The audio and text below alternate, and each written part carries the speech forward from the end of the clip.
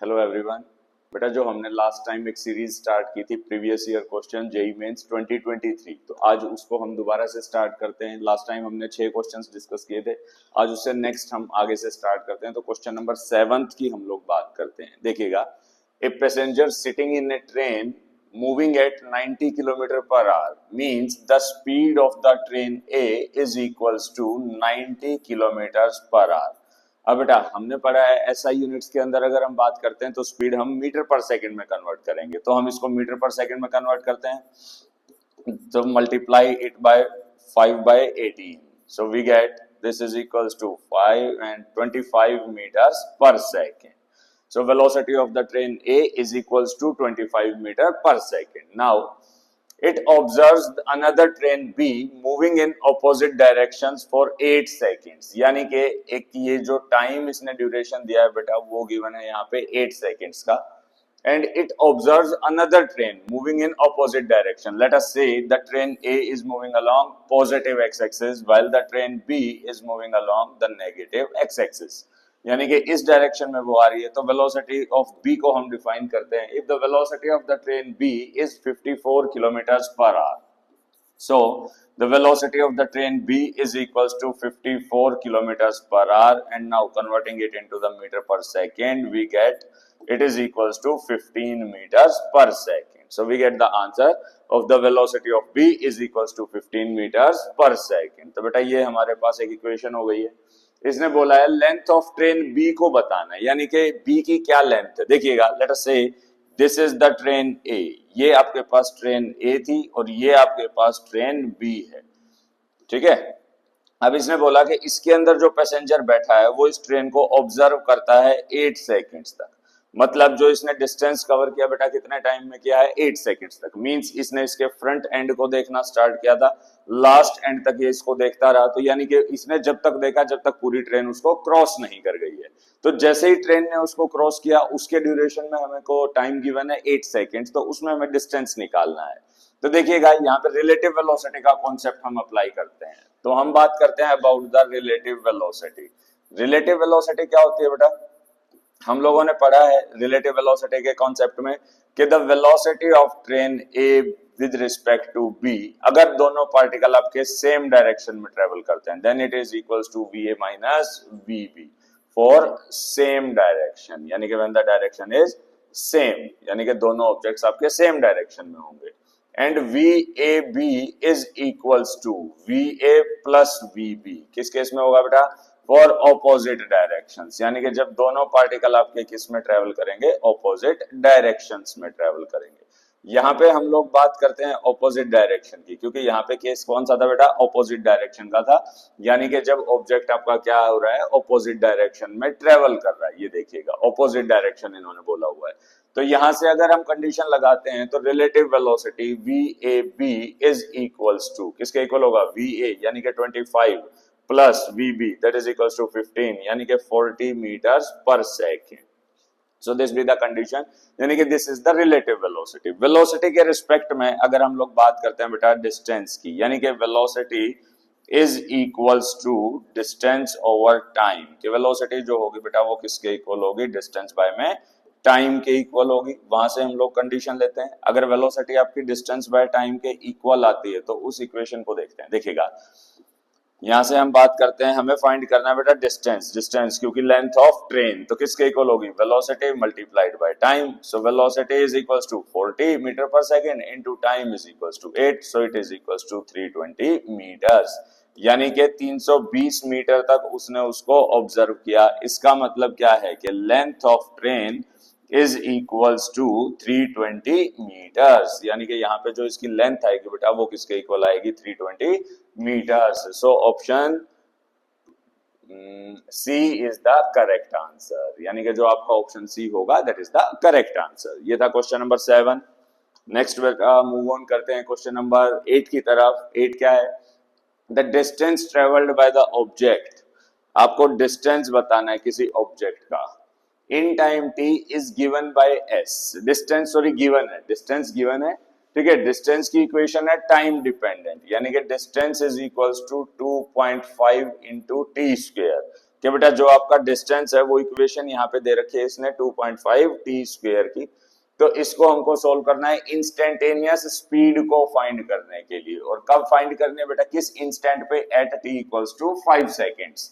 So as we know velocity or the speed is equals to ds by dt, यानी कि rate of change of position, कि जितना इसकी change position में change आया है विद रिस्पेक्ट टू टाइम। तो मैं इसको डिफरेंशिएट करता हूं, डिफरेंशिएशन के लिए क्या रूल है बेटा, पावर क्या हो जाएगी, multiply, and power will be reduced by 1, so the speed is equals to 5 into t.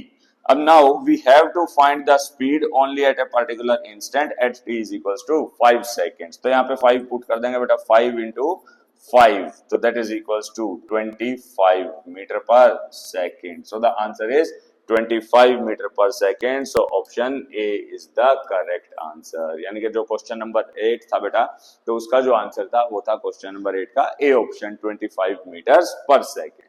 So this is the question number 8. Now देखिएगा, the position of a particle related to time is given by the equation. अब की बार फिर से वही same case है, position given है किसी भी टाइम पे, यानी कि आपको क्या फाइंड करनी है, मैग्नीट्यूड ऑफ वेलोसिटी फाइंड करनी है। Magnitude means only scalar term, यानी कि स्पीड भी आप इसको बोल सकते हैं।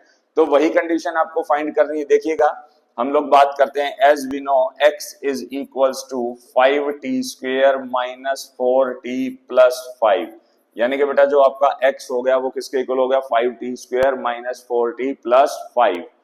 यहां से बात करते हैं हम वेलोसिटी की, तो velocity is equals to dx by dt, यानी कि the rate of change of position with respect to time, कि जो भी आपका rate of change of position होगा टाइम के रिस्पेक्ट में, हम उसकी बात कर रहे हैं। यहां से हम डिफाइन करेंगे इसको, तो 5t स्क्वायर यानी कि 10t माइनस में बेटा क्या आ गया 4, 5 का आपका डिफरेंशिएशन 0 हो जाएगा, तो velocity is equals to 10t minus 4। Now we have to find the velocity at t is equals to 2 seconds. तो यहाँ पे t को 2 सब्स्टिट्यूट करेंगे बेटा, तो 10 into 2 minus 4, so 10 into 2 20, 20 minus 4 यानी कि 16। तो यानी कि जो आपकी स्पीड का मैग्नीट्यूड होगा बेटा, that is equals to 16 metre per second. तो 16 मीटर पर सेकेंड कौन सा है, option C. So option C is the correct answer, यानी कि यहाँ पे जो हमारी इक्वेशन बनेगी that will be the option C. तो ये हमारा करेक्ट आंसर होगा। नेक्स्ट हम चलते हैं बेटा क्वेश्चन नंबर 10 की तरफ। क्वेश्चन नंबर 10 पे मूव ऑन करते हैं। क्वेश्चन नंबर 10 क्या कहता है, देखिएगा, an object moves with the speed of v1, v2 and v3 along A line segment AB, BC and CD respectively, यानी कि ये आपको एक लाइन सेगमेंट गिवन है बेटा। देखिएगा, ये डिस्टेंस आपका हो गया है AB, ये डिस्टेंस हो गया है आपका BC, और ये डिस्टेंस हो गया है आपका CD respectively as shown in figure, where AB is equals to BC, यानी कि ये दोनों डिस्टेंसेस आपके इक्वल हैं, and AD is equals to 3AB, यानी कि ये जो टोटल डिस्टेंस है ये इसके ट्रिपल के इक्वल है। इसका मतलब है कि आपका CD भी सेम होगा। Means we can say that AB is equals to BC is equals to CD, AB is equals to BC is equals to CD. So let us say that this is equals to x1, this be equals to x2, and this be equals to x3, and all these three are equals to x. Means all the distances are same. अगर तीनों के तीनों distances हमारे same हैं, तो उस condition की हम लोग बात करेंगे। We have to find the average speed of the object. तो हमको object की average speed find करनी है। देखिएगा बेटा, सबसे पहले हम लोग बात करते हैं एवरेज स्पीड होगी किसके इक्वल। We know average speed is equals to total distance divided by total time. तो बेटा एवरेज स्पीड जो होगी वो आपकी डिफाइंड होगी by the total distance by में टोटल टाइम। तो इससे हम इसकी एवरेज स्पीड को फाइंड करेंगे। एवरेज स्पीड को हम रिडिफाइन करते हैं, ठीक है। यहां से हम कंडीशंस फाइंड करते हैं कि कैसे हम इसको फाइंड करेंगे। सो लेट अस से कि this be the journey, total journey और द टोटल पाथ AD, ये हमारा टोटल पाथ है AD। यहाँ पे ये जो डिस्टेंस है बेटा ये x ट्रेवल किया इसने with velocity v1 according to the question. The next part it covers a distance x with the speed v2, and the last part that it covers a distance x with the speed equals to v3। तो बेटा यहाँ पे तीन अलग अलग speeds के साथ इसने क्या किया है, डिस्टेंस को ट्रेवल किया है। अभी अभी हमने एक कॉन्सेप्ट पढ़ा है कि जो एवरेज स्पीड होगी वो किसके इक्वल होगी, total distance by total time. तो देखिए डिस्टेंस तो हमको गिवन है बट टाइम हमको गिवन नहीं है, तो टाइम गिवन नहीं है तो देखिएगा डिस्टेंस तो हमको ये गिवन है बट टाइम गिवन नहीं है, so we have to find the time initially. So let us say मान लीजिए इसने इस जर्नी को कवर करने में बेटा टाइम लिया t1, इस जर्नी को कवर करने में इसने टाइम लिया यहाँ पे आपका t2 और इस जर्नी को कवर करने में इसने आपका टाइम लिया है t3। तो तीन टाइम है, वो तीनों टाइम हमको फाइंड करने हैं। As we know, time is equals to distance by speed, so it is equals to x by v1. Similarly, time t2 that is equals to x by v2, and similarly the time t3 is equals to x by v3. Means जो भी आपके distance और speeds की ratios हैं वो आपके time periods को represent करेंगी। यहां से हम लोग बात करते हैं अब टोटल टाइम की। देखिएगा एज वी नो कि जो हमारे पास सिचुएशन आती है यानी कि टोटल डिस्टेंस, तो टोटल डिस्टेंस तो कितना हो गया बेटा आपका 3x, total distance is equals to 3x and the total time, time means that is equals to t1 plus t2 plus t3। ये हमारे पास एक इक्वेशन आएगी, ये है equation number 1, this is equation number 2, यानी कि x by v1 plus x by v2 plus x by v3, these are the equations. So let us say this is equals to v1 v2 v3, यानी कि LCM हमने count किया, LCM के साथ x हो गया तो इनटू में क्या आ गया बेटा v2 v3 प्लस x हो गया, यहाँ पे क्या आ गया v1 v3 और प्लस x हो गया इसके साथ क्या आ गया यहाँ पे v1 v2। तो इस टाइप से हमारे पास इक्वेशन आ गई है, इसको सॉल्व कर लेते हैं। तो देखिएगा x को कॉमन निकाल लेते हैं, x is equals to v1 v3 plus v2 v1 plus यहाँ पे आ गया आपका v2 v3, इस टाइप से इक्वेशन बन गई और नीचे आ गया आपका v1 v2 v3। Now this is the equation number 2। तो दो इक्वेशन है बेटा, इनकी दोनों की वैल्यूज को हमें सब्स्टिट्यूट करना है इस फॉर्मूला में, क्योंकि हमारे पास इक्वेशन क्या थी, v average is equals to total distance by total time. अगर v एवरेज आपकी total distance by total time के इक्वल है तो वहां से हम सब्स्टिट्यूट कर देते हैं, तो v average is equals to total distance that is equals to 3x divided by total time, total time कितना हो गया बेटा x इनटू में आ गया v1 v3 plus v1 v2 plus v2 v3 और ये जो नीचे वाली टर्म है रेसिप्रोकल में ये ऊपर आ जाएगी, तो v1 into v2 into v3। तो यहां से आप देखिएगा x से आपका x कैंसिल हो गया, so the average speed is equals to 3 v1 v2 v3 divide by v1 v3 plus v1 v2 plus v2 v3, so this will be the average speed, यानी कि जो भी आपकी एवरेज स्पीड होगी वो ये हो जाएगी। यहाँ पे आप देखते हैं बेटा कौन सा ऑप्शन आपका मैच करता है, so option B is the correct answer. यानी कि हम लोगों ने पढ़ा है कि total distance by total time की जो इक्वेशन होगी दैट रिप्रेजेंट्स, किसको रिप्रेजेंट करेगी, एवरेज स्पीड को। तो वो आपकी एवरेज स्पीड को रिप्रेजेंट कर रही है, एवरेज स्पीड को हमने यहाँ से फाइंड किया है, तो टोटल डिस्टेंस बाय में टोटल टाइम, तो ये हमारी इक्वेशन है।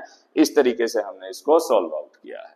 So it is equals to 3v1 v2 v3 divided by v1 v3 plus v1 v2 plus v2 v3। ठीक है, नेक्स्ट क्वेश्चन पे मूव ऑन करते हैं बेटा। क्वेश्चन नंबर 11 है, देखिएगा the velocity time graph of a body moving in a straight line, this is the velocity time graph and we have to find the ratio of displacement to the distance। पहले भी हमने एक ऐसा question किया था, distance displacement ratio कहां से find करेंगे, देखिएगा इसका एरिया फाइंड करेंगे। हम लोगों ने चार चीजें पढ़ी थी ग्राफ के रिलेटेड, दोबारा से बता देता हूं अगर याद नहीं है तो। पहली चीज क्या थी, the slope of position time graph, the slope of XT graph किसको रिप्रेजेंट करेगा बेटा, वेलोसिटी को, it tells us about the velocity. Number 2, the slope of velocity time graph, the slope of velocity time graph tells us about the acceleration, किसके बारे में बताएगा, acceleration। Number 3, the area under the velocity time graph, यानी कि area of the velocity time graph किसको represent करेगा, it represents the distance, किसको represent करेगा बेटा, distance और displacement, it depends। ठीक है, नेगेटिव वेलोसिटी है वहां पे आपका डिस्प्लेसमेंट भी हो सकता है। तो यहाँ पे हम बात करते हैं लास्ट क्या आएगा, area of the acceleration time graph, means acceleration time जो ग्राफ है उसके एरिया की अगर बात करते हैं, it tells us about the change in speed. किसके बारे में बात करेगा बेटा? चेंज इन स्पीड और चेंज इन वेलोसिटी। तो इनके बारे में ये बात करता है। तो 4 पॉइंट्स हम लोगों ने पढ़े थे। यहाँ पे हम लोगों को फाइंड करना है क्या बेटा? डिस्टेंस और डिस्प्लेसमेंट। और डिस्टेंस डिस्प्लेसमेंट कौन सा ग्राफ बताता है? area under the velocity time graph. So this be the velocity and time graph. So means we have to find the area. तो हमको यहाँ पे एरिया फाइंड करना है। एरिया के लिए एक चीज देखिएगा बेटा, ये आपकी एक रेक्टेंगल बन रही है, ये भी एक रेक्टेंगल है, ये भी एक रेक्टेंगल है, ये भी एक रेक्टेंगल है। तो means 4 type of curves are here. 4 curves अगर हैं तो यानी कि 4 एरिया निकलेंगे। उन 4 एरियाज से आपको क्या करना है? टोटल डिस्टेंस और टोटल डिस्प्लेसमेंट को फाइंड करना है। सो लेट अस से, मान लीजिए बेटा हम स्टार्ट करते हैं यहां से, जैसे कि area of the triangle 1, rectangle sorry, area of the rectangle 1 या एरिया ऑफ द कर्व 1 किसके इक्वल होगा बेटा? Area is equals to length into breadth. यहाँ पे देखिएगा जो आपकी वेलोसिटी है उसकी वैल्यू है बेटा 8 और जो आपका टाइम है उसकी वैल्यू है 2। तो means length is 8 and breadth is 2। So it is equals to 8 into 2 that is equals to 16। Similarly we have to find area 2। Area 2 को फाइंड करते हैं बेटा। एरिया 2 क्या हो गया? देखिएगा यहाँ पे जो वेलोसिटी की वैल्यू है वो क्या है? 4 और टाइम की वैल्यू क्या है? 2 से 4 यानी कि इंटरवल ऑफ 2 सेकेंड्स। तो means 4 into 2। So it is equals to 4 into 2 means 8। Area 3 that is equals to किसके इक्वल होगा? ये देखिएगा यहाँ पे वैल्यू है बेटा आपकी वेलोसिटी 4 एंड जो आपका टाइम पीरियड है दैट इज 4 to 8 यानी कि ये भी आपका 4 सेकेंड्स ही है। तो मींस यहां से अगर मैं वैल्यू लिखता हूं तो क्या आएगी? 4 into 4 that is equals to again 16। Next case that is A4। देखिएगा टाइम 4 है, सॉरी टाइम 2 है, बट जो आपकी स्पीड है वो कितनी है बेटा? 4 है। तो यहाँ पे फिर से हम कंडीशन लगा देते हैं, A4 इज इक्वल्स टू किसके इक्वल होगा बेटा? 4 into 2 that is equals to 8। अब हम यहाँ पे इनकी यूनिट्स की बात करते हैं कि बेटा यूनिट्स क्या आएंगी। ये चीजें तो हमने फाइंड कर ली, लेकिन देखिएगा in this direction the units are meter per second and in this direction the units are second। तो मींस हमने इनको क्या किया है? मल्टीप्लाई किया है। And in case of multiplication meter per second multiplied with the second, तो second से second cancel, means answer will be meter. तो मींस ये जो सारी की सारी चीजें आई हैं ये क्या आई है हमारे पास? इन मीटर्स। किसमें आई है बेटा? Metres. So now we have to find the distance। Distance के लिए क्या करेंगे? Distance is a scalar quantity. तो स्केलर क्वांटिटी तो सभी टर्म्स को क्या करूंगा? ऐड ऑन कर दूंगा। तो मींस टोटल पाथ लेंथ की हम लोग बात कर रहे हैं 16 + 8 + 16 + 8। तो मींस कितना हो गया? 48। तो 48 metre is the distance. While now we have to find the displacement. किसकी बात कर रहे हैं बेटा? डिस्प्लेसमेंट। जो नेगेटिव वैल्यूज थी वेलोसिटीज की, यानी कि ये जो दो कर्व्स हैं, ये दो कर्व्स किसको रिप्रेजेंट कर रही हैं? It tells us about the velocities, sorry negative velocities means displacement. तो यहाँ पे हम डिस्प्लेसमेंट की बात करेंगे एरिया 2 एंड एरिया 4। तो यहाँ पे हम लोग बात करते हैं बेटा 16 - 8 + 16 - 8। So answer is 16 metre. तो यहां से हमारे पास डिस्टेंस और डिस्प्लेसमेंट आ गए। हमें क्या फाइंड करना है? Ratio of displacement to the distance. तो डिस्प्लेसमेंट टू द डिस्टेंस अगर हम बात करें तो डिस्प्लेसमेंट आएगी बेटा आपकी ऊपर, डिस्टेंस आएगा आपका नीचे। तो यहाँ पे क्या कंडीशन आएगी बेटा? 16 divided by 48 means 1/3। So the ratio will be 1:3। तो यहां से देखिएगा option C is the correct answer. So option C is the correct answer in question number 11। ठीक है, नेक्स्ट क्वेश्चन पे मूव ऑन करते हैं बेटा। देखिएगा दोबारा से वैसा सा ही क्वेश्चन है। अभी हमने किया था एक एवरेज स्पीड। एवरेज स्पीड किसके इक्वल है बेटा? Total distance by total time. अब की बार लेकिन 2 पार्टिकल्स में दे रखा है इसने। देखिएगा, सो लेट अस से कि this be the path A to B and it covers it via C। It travels a distance x with some velocity v1 and it travels a distance x with some velocity v2। है ना बेटा? क्योंकि देखिए condition दी है, car travels a distance of x with speed v1 then the same distance x with speed v2 means both the distances are same। So we have to find the average speed and as we know average speed is equals to total distance divided by total time। तो यहां से हमारे पास ये equation आएगी बेटा total distance by में total time. तो पहले तो हम टाइम फाइंड कर लेते हैं। इस इक्वेशन से अगर हम टाइम को फाइंड करेंगे बेटा, टाइम किसके इक्वल आएगा? देखिएगा इस इक्वेशन में टाइम मान लीजिए कितना है t1, इस इक्वेशन में मान लीजिए बेटा टाइम कितना आएगा t2, यानी कि इस जर्नी में। तो दोनों जर्नीज के लिए हम टाइम निकालते हैं। as we know t1 is equals to distance by speed, so it is equals to x by v1. now the time t2 that is equals to x by v2, ठीक है। तो we have to find the total time, तो हमको यहाँ पे total time find करना है। Total time किसके इक्वल होगा, t1 प्लस t2, दोनों को सम कर देंगे तो इक्वेशन आएगी बेटा x by v1 plus x by v2। So v1 v2, यहाँ पे देखिएगा x into v2 plus x into v1, तो यहाँ से x को कॉमन ले लेते हैं बेटा। इक्वेशन क्या आ जाएगी, v1 plus v2 divide by v1 v2, तो ये हमारे पास इक्वेशन आ गई है टोटल टाइम के लिए। अब हमें फाइंड क्या करना है, हमें फाइंड करना है total distance by total time, यानी कि average speed. And as we know, average speed is equals to total distance by total time. So the total distance is equals to 2x and the total time is equals to x by v1 plus v2, और नीचे वाली term बेटा ऊपर आ जाएगी v1 into v2, तो x से आपका x cancel हो गया। So v average is equals to 2v1 v2 divided by v1 plus v2. This be the answer. तो देखते हैं बेटा कौन सा ऑप्शन सही होगा, यहाँ पे हम कंडीशन लगाते हैं। तो ये आ गया हमारा ऑप्शन सी, मोस्ट ऑफ के ऑप्शन सी ही करेक्ट है बेटा, ठीक है। तो option C is the right answer, यानी कि यहाँ पे भी हमको total distance by total time की इक्वेशन अप्लाई करनी थी, तो उस इक्वेशन के अकॉर्डिंग हमारा ऑप्शन सी आएगा। नेक्स्ट हम लोग मूव करते हैं बेटा क्वेश्चन नंबर 13 की तरफ। तो देखिएगा यहाँ कंडीशन है distance travelled by the particle is related to the time as x is equals to 4t square, तो means distance is given by 4 into t square. Now the velocity of the particle at means you have to find the magnitude of velocity. हालांकि देख लीजिए यहाँ पे directions नहीं है options में, so means we have to find the velocity only. Velocity magnitude means speed only. So let us say we know v is equals to dx by dt, यानी कि the rate of change of position with respect to time, and that is equals to 8 into t. तो बेटा 8 into T हो गया, किस time पे find करना है, 5 सेकेंड्स पे। So velocity at T is equals to 5, किसके इक्वल होगा बेटा, टी को 5 पुट कर दो यहाँ पे, तो 8 इंटू 5 हो गया आपका 40 metres per second. So this be the velocity. Velocity की वैल्यू क्या आ गई बेटा, option D is the correct answer. So question number 13 का जो ऑप्शन होगा that is option D. Next question पे मूव ऑन करते हैं भाई। देखिएगा ग्राफ क्वेश्चन है, match column 1 with the column 2, column based question है।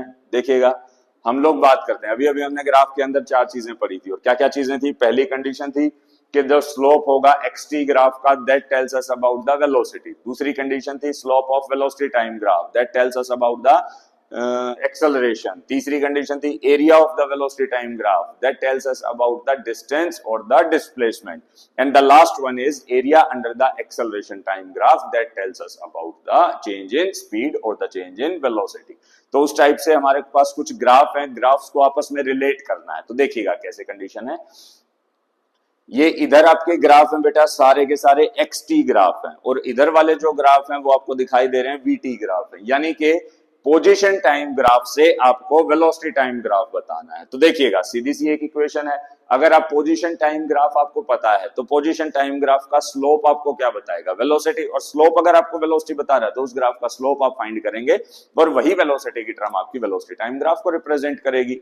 तो देखिएगा हम लोग यहाँ पे बात करते हैं, जैसे कि कुछ कुछ टॉपिक्स हैं। देखिए फर्स्ट ऑफ ऑल मान लो डी से हम स्टार्ट करते हैं, डी की हम लोग बात करेंगे। डी किसको रिप्रेजेंट कर रहा है, देखिएगा x इज लीनियरली इंक्रीजिंग, यानी कि ये जो ग्राफ है ये आपका इस टाइप से है। अगर x आपका लीनियरली इंक्रीजिंग है तो means we can say that x is directly proportional to t। x आपका t के प्रोपोर्शनल है, और अगर x t के प्रोपोर्शनल है तो बेटा as we know speed represents dx by dt, तो किसके इक्वल हो जाएगा बेटा, इट इज इक्वल्स टू 1। तो यानी कि जो dx by dt है वो आपका 1 पे डिपेंड करेगा, directly proportional to the 1। 1 means एक कांस्टेंट टर्म, किसके ऊपर डिपेंड करेगा बेटा, एक, यानी कि जो आपकी वेलोसिटी आएगी वो कैसी आ जाएगी, कांस्टेंट। तो मतलब जो डी ग्राफ है वो किसको वेरीफाई करेगा, 1 को वेरीफाई करेगा।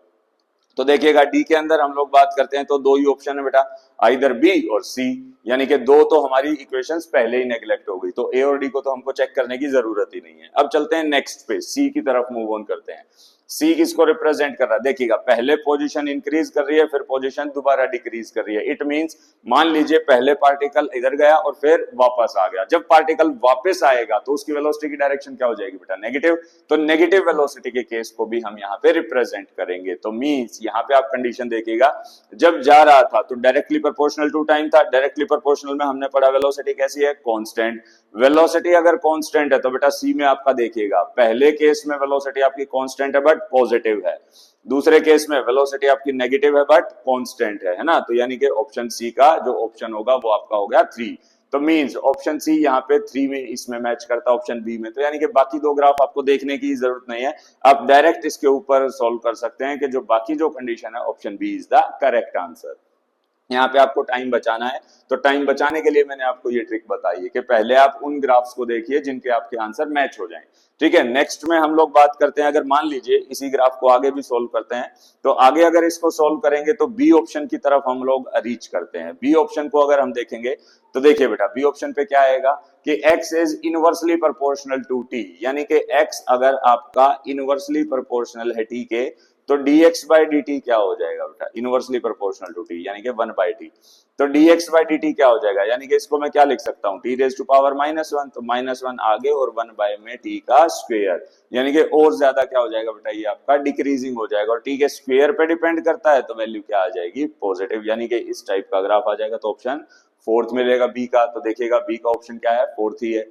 लास्ट ए जो आपका बचा, ए का तो फिर सीधा सीधा सा एक ही ऑप्शन बचता है और वो कौन है, velocity is directly proportional to t. क्योंकि ये जो ग्राफ बनेगा पैराबोलिक ग्राफ है, पैराबोलिक ग्राफ की इक्वेशन क्या होती है, x is directly proportional to t square. अगर x आपका टी स्क्वायर के प्रोपोर्शनल है तो dx by dt क्या हो गया बेटा आपका 2 into t, यानी कि velocity is directly proportional to time. के वेलोसिटी अगर आपकी टाइम के प्रोपोर्शनल है तो कौन सा ग्राफ होगा आपका, यही ग्राफ होगा, क्योंकि यहाँ पे आपकी वेलोसिटी क्या है, डायरेक्टली प्रोपोर्शनल टू टाइम। सो ए का ऑप्शन हो गया 2, बी का 4, सी का 3 और डी का 1। सो मींस दिस, इस तरीके से हम लोग डिफाइन कर सकते हैं कि जो आपका ऑप्शन बी है that is the correct answer, वो आपका करेक्ट होगा। Is it clear? ठीक है बेटा, नेक्स्ट पे मूव ऑन करते हैं। नेक्स्ट क्वेश्चन की हम लोग बात करते हैं यहाँ से। A vehicle starts 4 km with a speed of 3 km per hour and another 4 km with a speed of 5 km per hour. Then its average speed is, बेटा शॉर्ट ट्रिक भी यूज कर सकते हैं, एवरेज स्पीड फाइंड करनी है, distances equal है, अभी अभी हम लोगों ने फाइंड किया था, क्या इक्वेशन आई थी, v average over the large distances when the distances are same. तो क्या इक्वेशन थी, 2v1 v2 डिवाइड बाय में v1 प्लस v2। इसी टाइप से अगर 3 पार्टिकल्स होते तो हमने एक 3 वाला भी केस किया था, तो कैसे आया था, 3v1 v2 v3 divided by v1 v2 plus v2 v3 and plus v3 v1। तो इस टाइप की सिचुएशन थी। ठीक है, इसी टाइप से 4 पार्टिकल्स के लिए आपको निकालना होगा, तो वो भी आपके पास शॉर्ट फॉर्म्स हैं। तो यानी कि कैसे निकालेंगे, देखिएगा जब 2 पार्टिकल्स इक्वल डिस्टेंसेस को कवर करते हैं विद डिफरेंट स्पीड्स, तो 2 मल्टीप्लाइड बाय देयर वेलोसिटीज, यानी कि number of particles multiplied by their individual velocities divided by उनका जो सम होगा वेलोसिटीज का, और वो क्या होगा, दोनों का इकट्ठा नहीं, 1 लेस करके, यानी कि 2 टर्म्स थी तो एक एक करके, 3 टर्म्स थी 2 करके, 4 टर्म्स होंगी बेटा 3 करके, यानी कि उनके कॉम्बिनेशंस में उनका सम हमको फाइंड करना है। तो उस तरीके से हम क्या कर सकते हैं, एवरेज स्पीड को फाइंड कर सकते हैं। तो देखिएगा यहाँ पे एवरेज स्पीड की बात करते हैं।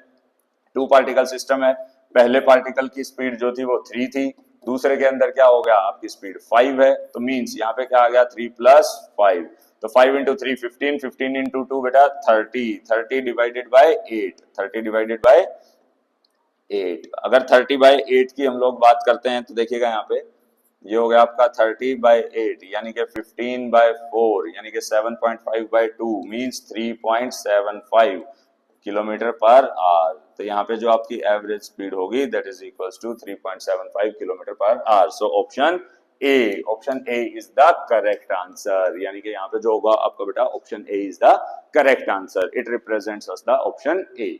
ठीक है, नेक्स्ट क्वेश्चन पे आते हैं बेटा।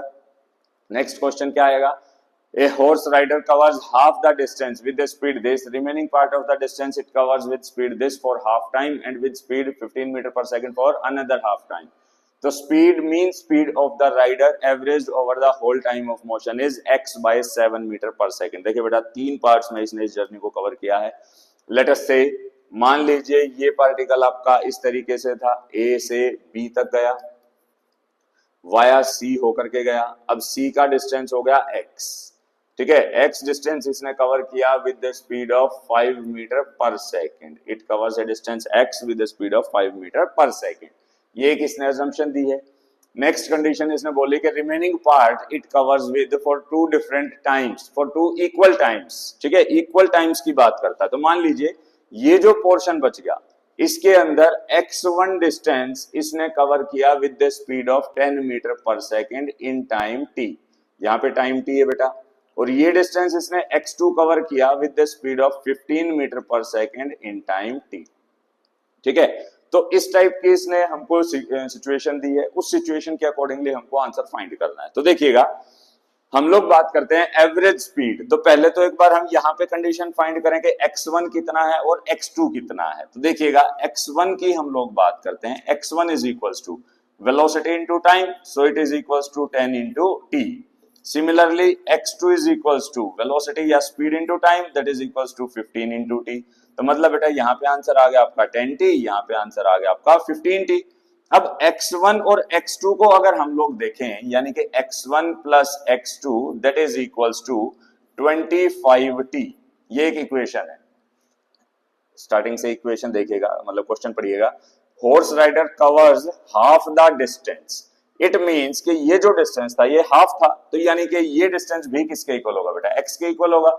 तो मींस यहां से हम लोग कंडीशन डाल सकते हैं कि 25t is equals to x, कि जो टाइम आपका यहाँ पे मतलब जो इक्वेशन आई है डिस्टेंसेस की वो किसके इक्वल है बेटा, x के इक्वल है।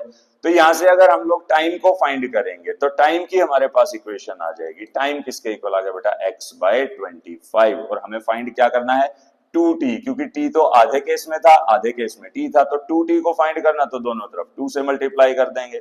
सो 2t is equals to 2x by 25। एक इक्वेशन आ गई बेटा टाइम पीरियड के लिए। दूसरी इक्वेशन टाइम पीरियड के लिए यहाँ पे निकाल देते हैं। लेट अस से दिस टेक्स टाइम t1। अगर ये आपका एक t1 टाइम को डिफाइन करता है तो किसके इक्वल होगा, डिस्टेंस बाय में स्पीड, यानी कि x बाय में 5, ठीक है। Now we have to find the average speed, and as we know average speed is equals to total distance by में total time, total distance by में total time। ये एक इक्वेशन को हमको सॉल्व करना है। तो टोटल डिस्टेंस कितना हो गया बेटा 2x, टोटल टाइम कितना हो गया दैट इज इक्वल्स टू, यानी कि टोटल टाइम की इक्वेशन देख लेते हैं एक बार। Total time t is equals to किसके इक्वल होगा, t1 प्लस 2t, क्योंकि यहाँ पे हमारे पास दो इक्वेशंस थी है ना, देखिएगा एक तो ये थी 2t वाली और एक इक्वेशन थी ये t1 वाली। तो किसके इक्वल है, x by 5 plus 2x bye में 25। तो यहाँ पे पुट कर लेते हैं बेटा x by 5 plus 2x by 25, LCM ले लेते हैं 25। तो ये आ गया बेटा आपका 5x और ये आ गया आपका 2x, तो means 7x by 25। So t is equals to 7x by 25। तो यहां से ये आ गया टोटल टाइम, आपको यहाँ पे पुट करना है। तो 7x बाय में 25 आ गया बेटा ऊपर, इससे ये हो गया कैंसिल, तो मींस क्या आ गया 50 बाय में 7। So v average is equals to 50 by 7, यानी कि जो आपका आंसर आया बेटा 50 बाय 7। और इसने क्या बोला है x by 7 metre per second. तो वैल्यू ऑफ x इज, तो x को अगर आप कंपेयर करोगे तो आंसर क्या आ जाएगा बेटा, आंसर आ गया आपका 50, क्योंकि हमारा जो आंसर था x by 7 is equals to 50 by 7, ठीक है। तो 7 से 7 आपका कैंसिल हो रहा है, तो x आपका किसके इक्वल आ गया बेटा 50। तो मींस यहाँ पे जो आपकी वैल्यू ऑफ x है, इंटीजर टाइप क्वेश्चन था 2023 का जनवरी शिफ्ट का, ठीक है। 30 जनवरी को फर्स्ट शिफ्ट में आया था बेटा ये क्वेश्चन, इंटीजर टाइप क्वेश्चन था, तो इस टाइप से था। क्लियर है। तो आज इतने ही क्वेश्चन करते हैं, नेक्स्ट वीडियो में फिर हम आगे के क्वेश्चंस को डिस्कस करेंगे। Thank you.